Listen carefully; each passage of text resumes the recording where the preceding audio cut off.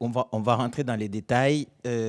Monsieur Alain Thibault Nera, j'ai dit qu'il est magistrat, mais il est magistrat, il est déplacé de guerre, parce vous êtes magistrat au Sud Kivu.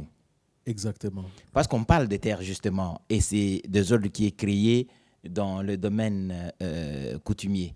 Vous-même, en tant que magistrat sur place, est-ce que vous avez eu à aborder ce genre de questions, gérer ce genre de conflits en termes de succession, en termes de pouvoir coutumier? Voilà, merci M. Eddy. Je tiens effectivement à préciser que je viens du site Kivu et j'ai été sidéré par les pratiques actuelles dues à la guerre que nous traversons de ce côté-là. Et par patriotisme, je me suis retrouvé à Kinshasa, mais c'était après plusieurs menaces, je dois l'avouer. Bien entendu, nous avons eu à traiter ce genre de questions, mais je dois vous assurer que c'est un phénomène qui vient finalement d'atteindre son paroxysme. De manière très visible et sans vergogne, nos terres commencent à être accaparées au fur et à mesure. Mais au début, c'est un phénomène qui a commencé malicieusement, où vous voyez par exemple un étranger, sachant qu'il ne peut pas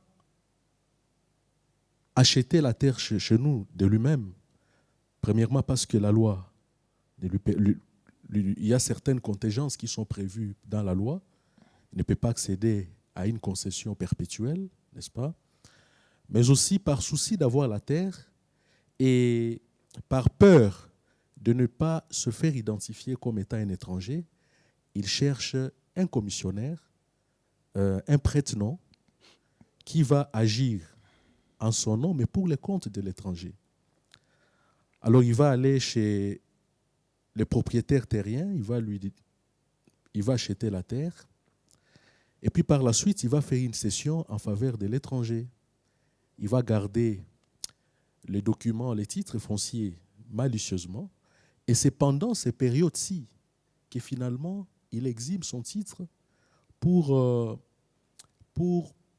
montrer de manière très visible que c'est lui désormais le propriétaire de ces terres.